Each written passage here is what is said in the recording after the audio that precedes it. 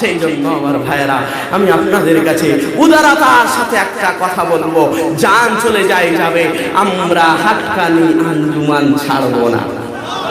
কারণ হাক্কানি আঞ্জুমানে কোরআন আছে, কোরআনে যারা থাকবে, কোরআনের সংস্পর্শে যারা থাকবে, আমার আল্লাহ বলেছে কোরআনকে আমি হেফাজত করব, আর কোরআন ওয়ালাকে আমি আল্লাহ হেফাজত করব। হেফাজত করার মানে কি? আল্লাহ হেফাজত করে জাহান্নাম থেকে হেফাজত করে আল্লাহ জান্নাতের মেহমান বানিয়ে দিবেন, মেহমান বানিয়ে দিবেন।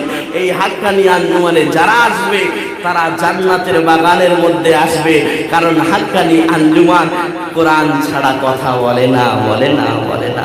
আমার কথার ভিতরে ভুল ভ্রান্তি বেয়াদবি মাফ করবেন, আমার জন্য দোয়া করবেন, হাক্কানি আঞ্জুমান যেন ধরে রাখতে পারি।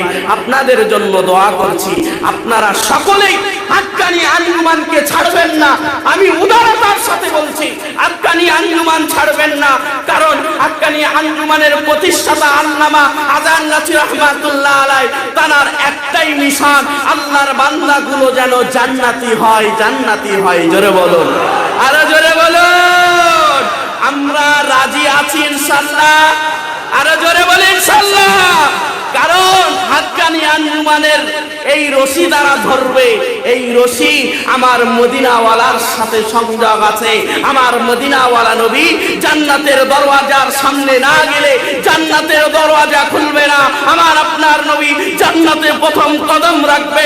আমরা নবীর উম্মত হওয়ার খাতিরে নবীর সাথে আমরাই প্রথমে জান্নাতে কদম রাখবো। আরো জোরে বলি, আল্লাহ আমাদের সকলকে বিশেষ করে ইসলামের জন্য কবুল আর মঞ্জুর করুন, আমিন।